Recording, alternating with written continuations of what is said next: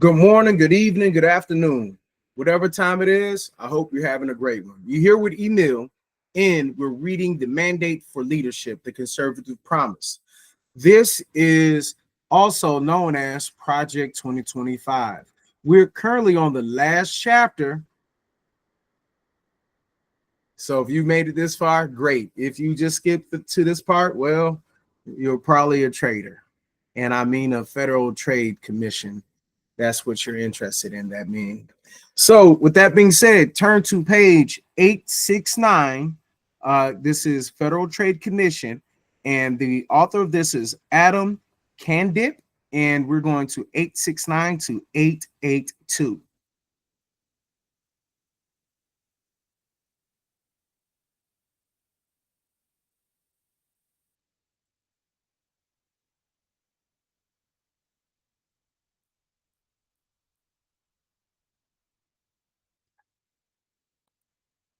Federal Trade Commission Adam Kanjab Mission / Overview America's antitrust laws are over a century old.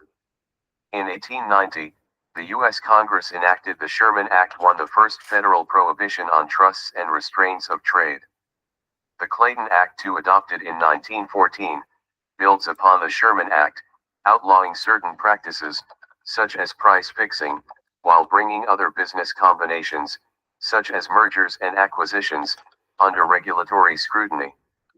The Federal Trade Commission Act, FTCA, 3, also adopted in 1914, gives the federal government legal tools to combat anti-competitive, unfair, and deceptive practices in the marketplace, empowering the Federal Trade Commission, FTC, to enforce provisions of the Sherman and Clayton Acts. The FTCA prohibits unfair methods of competition and unfair or deceptive acts or practices in or affecting commerce. Sections 3, 7, and 8 of the Clayton Act empower the FTC to block unlawful tying contracts, unlawful corporate mergers and acquisitions, and interlocking directorates.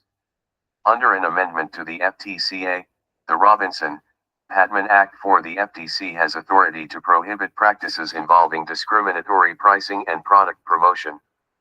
While the FTC has enforcement or administrative responsibilities under more than 70 laws, the FTCA and the Clayton Act are the focus of its regulatory energy. FTC actions, therefore, turn on the antitrust principles and market principles it adopts. Modern approaches to antitrust stress that the objective of antitrust law is to assure a competitive economy which in economic terms maximizes both allocative efficiency, optimal distribution of goods and services, taking into account consumers' preferences, so that prices tend toward marginal cost, and productive 870 Mandate for Leadership, the conservative promise efficiency, using the least amount of resources for optimal output, and thereby maximizes consumer welfare. 5 Recently, however, many in the conservative movement have taken a broader view of antitrust. They point out that the authors of our antitrust laws did not intend this purely economic understanding of competitive markets and the normative assumptions that undergird it to guide their legislation. First, these principles were only imperfectly worked out at the time the antitrust laws were passed. Second, contemporaneous statements concerning the Sherman and Clayton Acts demonstrate Congress's concern about the political and economic power of the oil and railroad trusts of the first Gilded Age, and their influence on democratic institutions and civil society.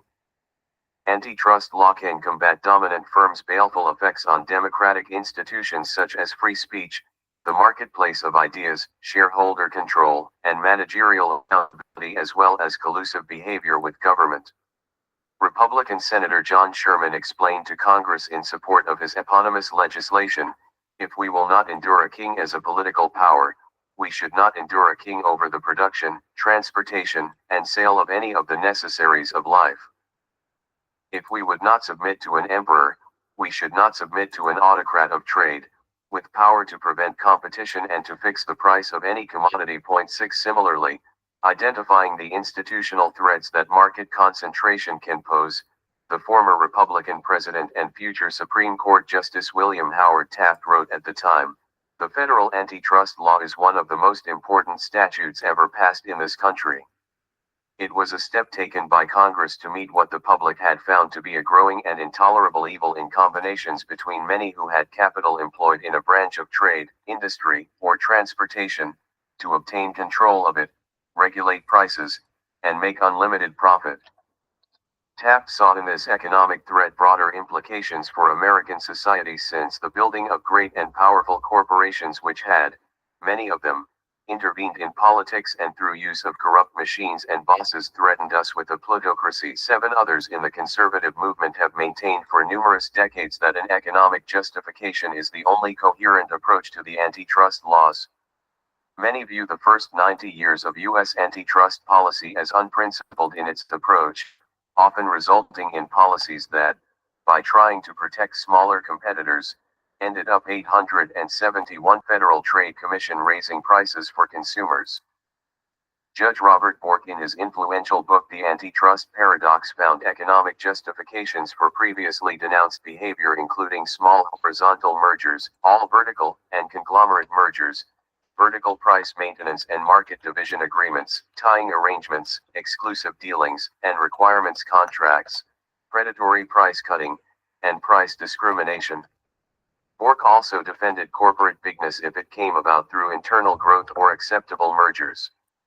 He also defended agreements between competitors on prices, territories, refusals to deal, and others suppress ions of rivalry that are ancillary to some economic efficiency. The practical contribution of his work was to put consumer welfare at the heart of competition law. 8 Beyond antitrust injury, we are witnessing in today's markets the use of economic power, often market and perhaps even monopoly power, to undermine democratic institutions and civil society. Practices such as environmental, social, and governance (ESG) requirements on publicly traded corporations and their inclusion in business agreements, the so-called debanking of industries and individuals, and the interference of large internet firms with democratic political discourse undermine liberal democracy, a truly open society, and, indeed, rule of law.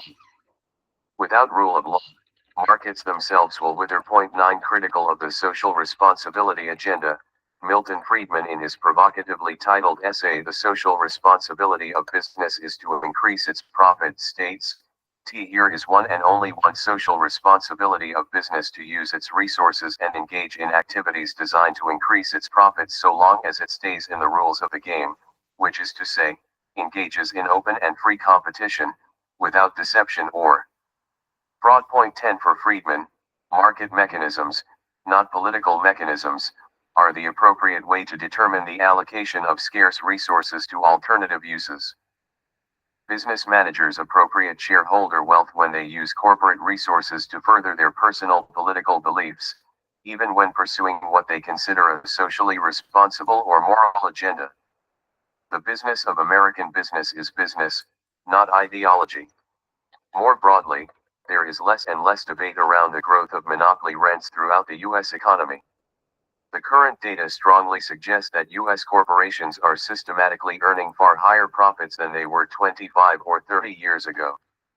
Combined with other evidence that large corporations are accounting for an increasing share of revenue and employment, it certainly appears that many large U.S. corporations are earning substantial incumbency rents, and have been doing so for at least 15 years, apart from during the depths of the Great Recession that began in 2008. 872 Mandate for leadership, the conservative promise. While the explanations for this shift are not clear, what is particularly disturbing is the possibility that these rents are extracted at least in part through regulatory capture, which can function as a bar to entrance for new competitors. In addition, the sheer cost of compliance with regulation favors large firms, which can more efficiently spread the cost of regulation over a larger revenue base and have the resources to invest in sophisticated government relations. The FTC must consider, therefore, the role of government itself in maintaining market concentration in areas ranging from pharmaceuticals and healthcare to avionics, banking, and real estate brokerage. Beyond undermining small businesses and reducing their salubrious moral effect on American civil society, concentration of economic power facilitates collusion between government and private actors, undermining the rule of law. the continued emergence of evidence documenting collusion between the big tech internet platforms and the Biden White House and administrative agencies to censor criticism, scientific fact, and uncomfortable political truths demonstrates this unfortunate development. But there are some caveats. First, the FTC lacks the power to revisit developments in antitrust laws, which have brought an invaluable rigor to the antitrust law matters such as analyzing vertical integration, for example. Nor should it.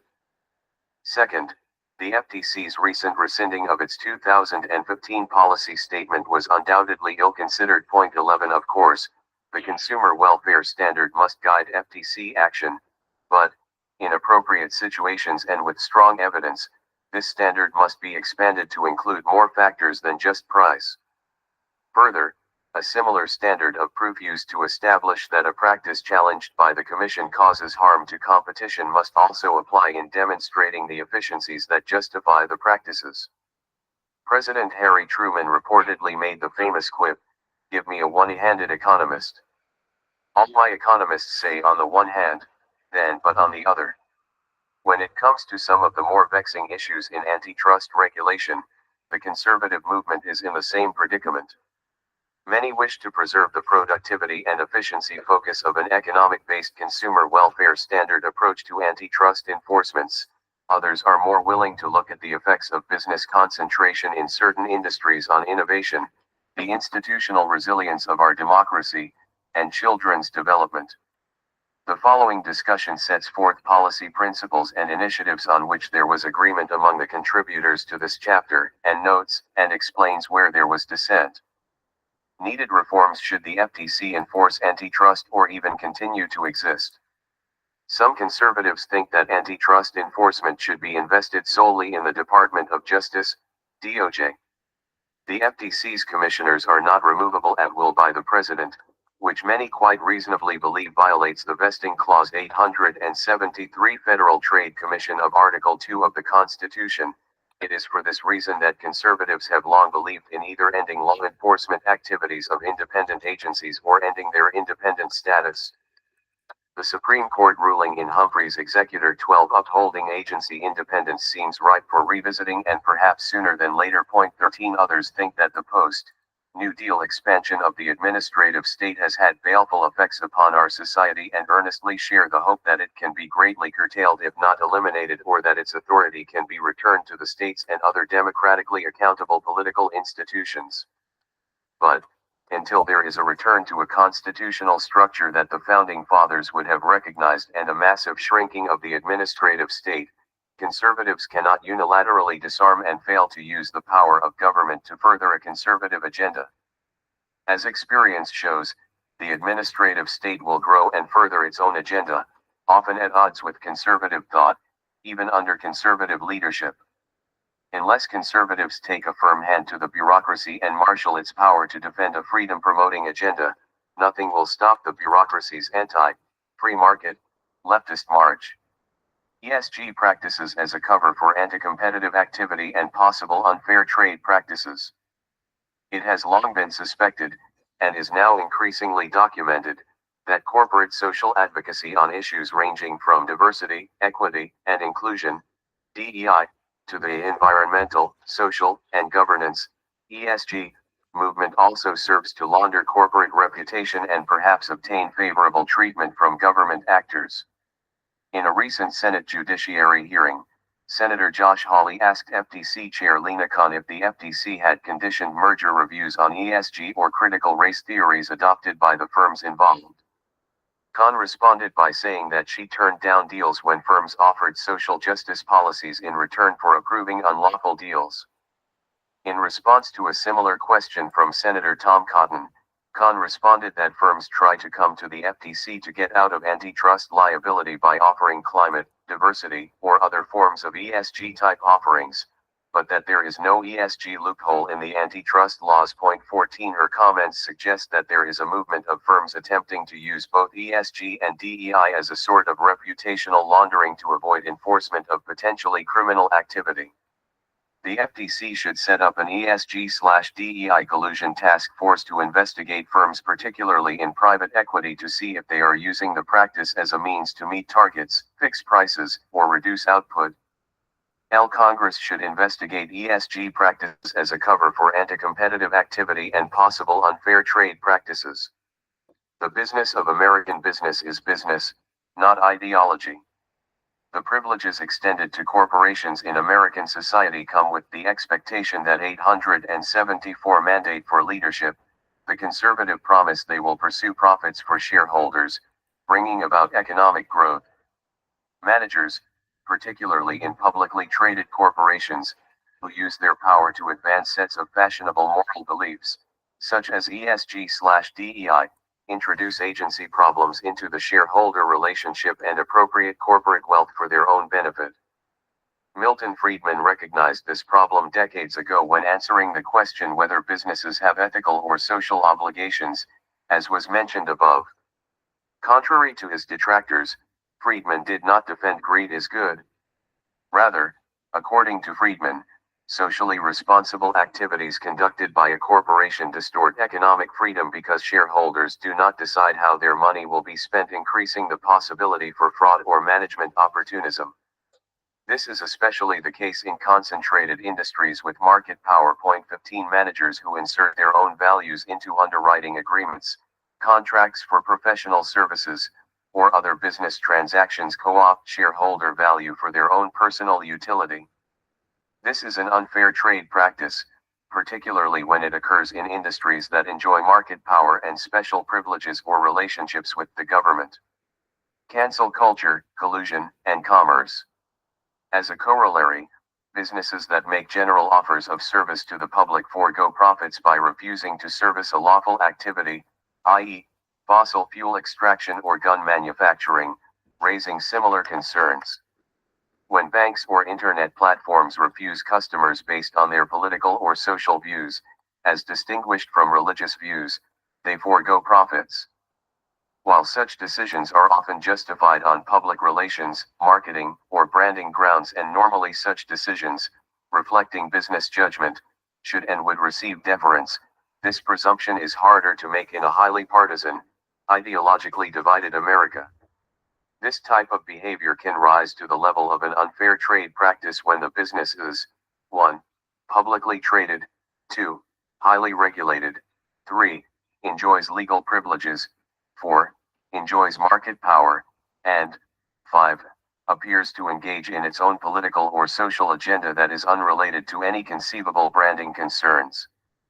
The government, as guided by democratically passed laws, already regulates activities such as fossil fuel extraction and gun manufacturing. Businesses, particularly those that enjoy certain government privileges or relationships and/or market power, should not replace democratic decision-making with their own judgment on controversial matters. A related concern is the degree to which concentration of industries, particularly in pharmaceuticals, healthcare, and the internet, encourages government collusion that undermines democratic institutions. Collusion can be explicit, in the case, for example, of government working with social media companies to censor politically harmful news, or more implicit, for example, regulatory requirements so burdensome that they deter market entrance by smaller entities with resources to bear them. 875 Federal Trade Commission protecting children online. The FTC has long protected children in a variety of different contexts. Internet platforms profit from obtaining information from children without parents' knowledge or consent, and social media's effect on the well-being of American children is well documented. Around 2012, American teens experienced a dramatic decline in wellness. Depression, self-harm, suicide attempts, and suicide all increased sharply among U.S. adolescents between 2011 and 2019, 16, with similar trends worldwide. 17 The increase occurred at the same time that social media use moved from rare to ubiquitous among teens, 18, making social media a prime suspect for the sudden rise in mental health issues among teens. In addition, excessive social media use linked to mental health issues among individuals. Social media use is a cause, not just a correlation, of subjective well-being and poor mental health. 19 Social media and other large platforms form millions of contracts every year with American children. And even though a minor can void most contracts into which he or she enters, most jurisdictions have laws that hold minors accountable for the benefits received under the contract. Thus, children can make enforceable contracts for which parents could end up bearing responsibility. Targeting children to create potentially harmful contracts or making parents responsible for such contractual relationships is an unfair trade practice. The FTC, therefore, has the authority, interest, and duty to protect children online from such contractual relationships. The FTC should examine platforms' advertising and contract making with children as a deceptive or unfair trade practice, perhaps requiring written parental consent. Currently, the Child Online Privacy Protection Act, COPPA, 20 regulates the information internet firms can obtain from children. COPPA fails because it, 1. Only protects children under the age of 13, leaving older teenagers completely unprotected, and 2. Only prohibits platforms from collecting information from a child using actual knowledge rather than abiding by the constructive knowledge standard, which prohibits collecting information from a user reasonably assumed to be underage. The FTC has rulemaking authority under the statute but has done little with this authority, nor can it given the statutory constraints. However, the FTC can and should institute unfair trade practices proceedings against entities that enter into contracts with children without parental consent. Personal parental responsibility is, of course, key, but the law must respect, not undermine, lawful parental authority. 876 Mandate for leadership. The conservative promise. Other conservatives are more skeptical concerning the effect of online experience on the young, comparing the concern about social media to concern about video games, television, and bicycle safety. They point out, as does Cato fellow Jeffrey A. Singer, that the psychiatric profession has yet to designate internet addiction or social media addiction as a mental disorder in the Authoritative Diagnostic and Statistical Manual of Mental Disorders, DSM-5-TR. Point 21. These conservatives also maintain that calling for regulation undermines conservatives' calls for parental empowerment on education or vaccines as well as personal parenting responsibility. In addition, some of the methods used to regulate children's internet access pose the risk of unintended harms. For instance, age verification regulations would inevitably increase the amount of data collection involved, increasing privacy concerns. Users would have to submit to platforms proof of their age, which raises the risks of data breach or illegitimate data usage by the platforms or bad actors. Limited government. Conservatives would prefer the FTC play an educational role instead. That might include best practices or educational programs to empower parents online. Antitrust enforcement. As is evidenced by a relentless focus on bringing big tech lawsuits, state attorneys general, AGs, are far more responsive to their constituents than is the FTC. Such a boots-on-the-ground approach would benefit the FTC enormously. Practically, this would mean establishing a distinct role in the FTC chairman's office focused on state AG cooperation and inviting state AGs to Washington, D.C., to discuss enforcement policy in key sectors under the FTC's jurisdiction, big tech, hospital mergers, supermarket mergers, and so forth. FTC regional offices are substantially more in touch with local issues. Over the past few decades, the reach and influence of regional offices has shrunk dramatically. The FTC should consider returning authority to these offices.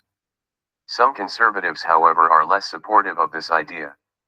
Conservative enthusiasm for the idea of adding regional FTC offices to the states is a break from the majority conservative position. Endorsing the federal government as a premier job creator runs counter to decades of conservative opinion that holds that New Deal agencies and subsequent government bodies should never have been created in the first place, and that their red tape and interference is a dominant cause of economic inefficiency. Republicans used to seethe when Democrats tried to move federal offices into the states. In the early 1990s, House Minority Whip Newt Gingrich fumed about Senator Robert Byrd's campaign to transfer certain national intelligence facilities to West Virginia, calling it a pure abuse of power. Some contributors to this chapter would remind conservatives that the unseen mechanics of redistribution by which taxpayer money paid to state employees is taken from taxpayers nationwide is a drag on the economy of the entire country. Many conservatives fear that it would be impossible to uproot or even prune back 877 Federal Trade Commission of bureaucracy, the seeds of which have been planted in every state. State legislators would struggle to slash funding from agencies that employ and generously pay thousands of their constituents. FTC outposts would tie Middle America inextricably to big progressive government, remaking the heartland in Washington's image. It would be anything but decentralization. Americans need policymakers to discipline the arrogance that prevails inside the Beltway, not spread it. It would be Swamp 2.0, just as deep and many times as wide. Big tech and antitrust. The large internet platforms have transformed the U.S. economy, streamlining consumer purchases, networking billions of people, and altering long-established business practices. Despite their enormous size, they have avoided significant antitrust liability or prosecution. The reasons for this are not entirely clear. It may be because these platforms have been incredibly innovative and have generated tremendous efficiencies for our society, with little to no evidence of traditional consumer harm in the form of higher prices, reduced output, or a lack of innovation. Also, Americans report a high level of satisfaction in and trust regarding these companies. The less friendly regulatory environment in the European Union would make a good case study in expansive antitrust law. The continent boasts not one of the top 10 global tech companies. While the US can claim 8.22, some claim that the recent drop in value of former leader and current antitrust target Meta, along with the rise of new competitors such as Zoom and Chinese-dominated TikTok, indicates that competitive forces are healthy and at work benefiting consumers in the tech space. On the other hand, the platforms challenge traditional economic thinking because arguably the firm structure they employ is radically different, and they create different competition dynamics. First, there is some evidence that the major internet platforms have market power, resulting in increased prices for advertisers, costs that very well could be passed on to consumers. For instance, numerous government studies have found evidence of market power. 23, and while some data show declining advertising costs, they also show increasing prices in this decade. 24 second, while consumers may report that they like social media, Hedonix tells a different story, suggesting that social media and other online activities diminish human happiness. This evidence, while mixed at first 25, appears to have become quite solid. Social media makes Americans less happy. 26 Third, internet platforms have not created consumer price increases, but of course they provide free services, and this creates a challenge for antitrust regulation. For decades, antitrust economics has been focused on a paradigm in which firm and consumer behavior are modeled as functions of price and output as the primary variables.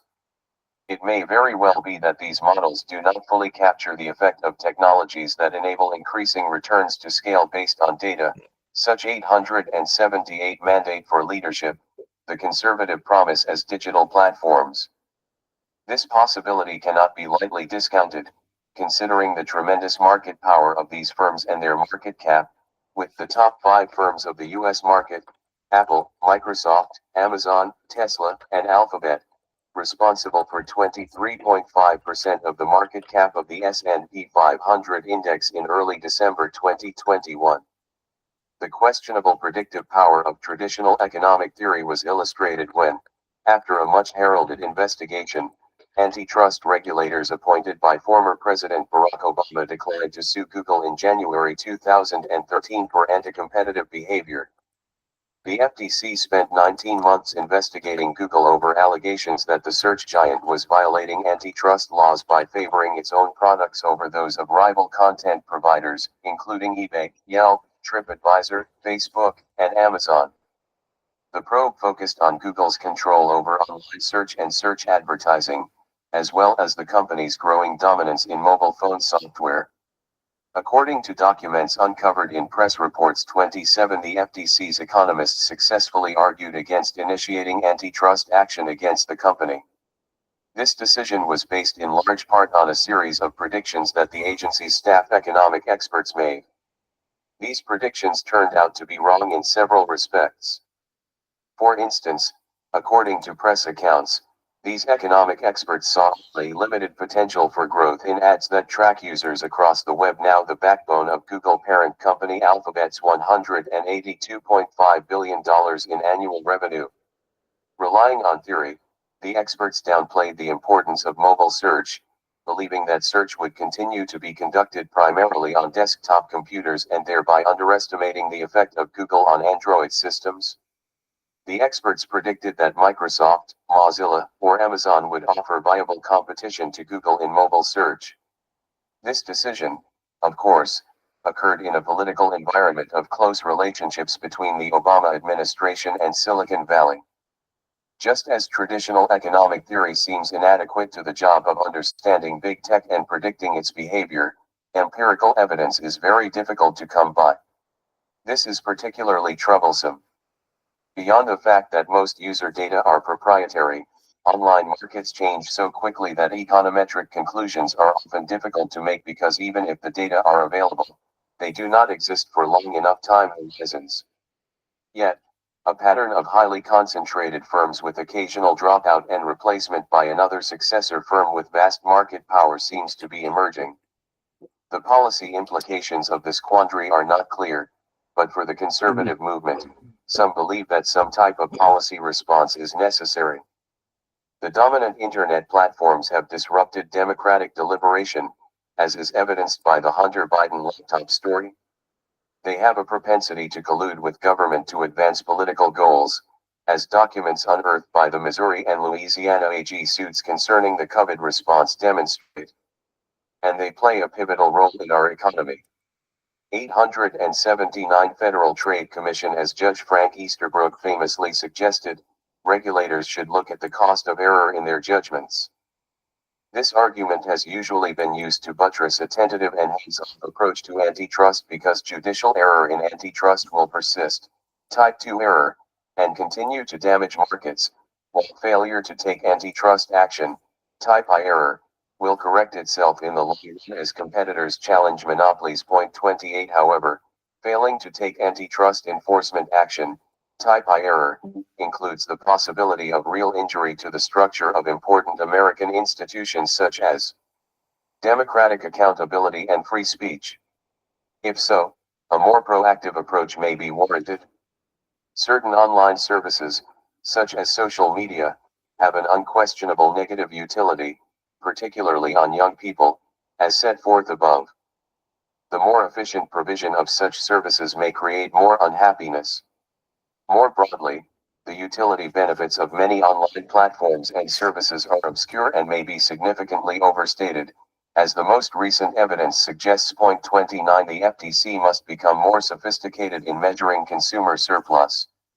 In addition, the FTC should be open to behavioral explanations, such as habit and small hedonic differences, as keys to how platforms create and keep market power. Point 30. Conclusion. Conservative approaches to antitrust and consumer protection continue to trust markets, not government, to give people what they want and provide the prosperity and material resources Americans need for flourishing, productive, and meaningful lives.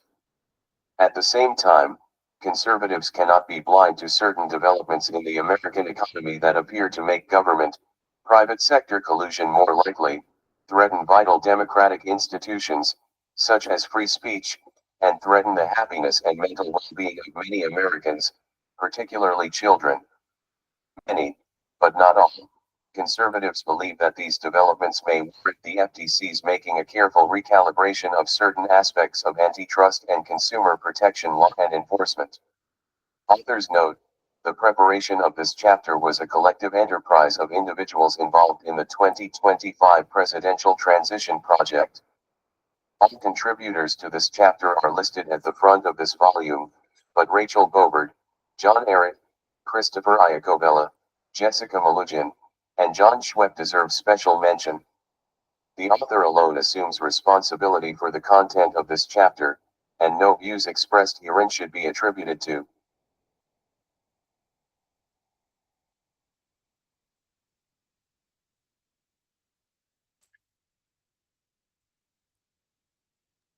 All right. So let's talk about so the key reform policies of proposals what you heard from what they were talking about with the reform. So protecting children online, treat internet contracts with minors as unfair trade practices, investigate advertising contracting with children without written parental consent, criticize COPA for limited age coverage under 13 and weak enforcement standards. The last part of that will be encourage the FTC to take unfair trade practices actions beyond COPA limits. Number two, antitrust enforcement and state AG partnerships. The first thing will be strengthen cooperation with state attorney general AGs on big tech, healthcare, and retail mergers. The last part will be expand authority of FTC's regional offices to localize enforcement. Talk about big tech. That was another thing that was talked about, big tech and antitrust. To re-examine big tech's market power despite free services. Question reliance on traditional economic models in regulating tech platforms. And the last part was encourage more sophisticated tools to measure consumer harm in platform dominance. Examples that were given will be behavioral economics and utility measurements. So number 4, regulatory philosophy shifts.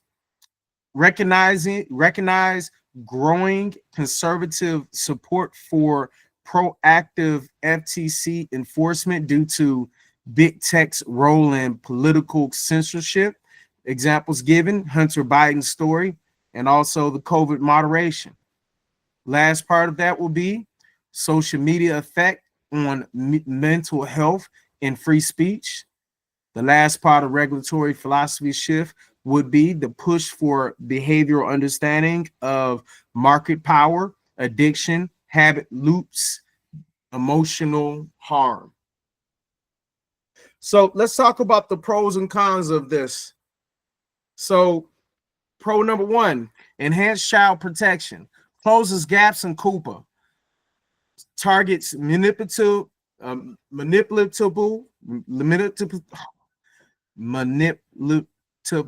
manipulative contracts with minors. The next part will be proactive tech regulation, encourages FTC to adapt tools to regulate platforms beyond price-based models. The next thing will be localized enforcement, state AG cooperation, and regional office empowerment could lead to faster and more relevant action. The last part will be preserves democratic norms, aims to counteract tech platform government collusion, and support free speech. The cons: privacy risk. Written parental consent and age verification could require more data collection, increasing risk of data breaches or misuse. Next con: increase federal reach. Expanding FTC's role may contradict conservative goals of limited government and decentralization. The next con: unclear economic models. Shifting from price output to behavioral models as ambiguity and may lead to inconsistent enforcement. The last con: partisan enforcement concerns. Targeting tech companies perceived as liberal may politicize the FTC's roles. So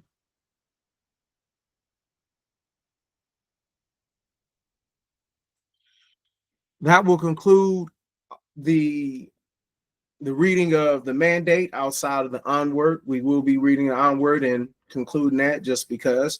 With that being said, go ahead and join the 501 chapter near you or Southern Crest. Make it a point to support Resistance Lab. The Senator's doing great things. Make it a point to support whatever kind of protest or whatever kind of outing, like Tesla takedown or hands off. And if you don't, well, okay, you're just being complicit or you're adding on to. All right, moving on. So go ahead, like, comment, share, subscribe. Make it a point to leave a comment down here. Make it a point to debate. Let's go ahead and get this conversation started. This is email clocking out. This is Food for Democracy, and this is For Democracy.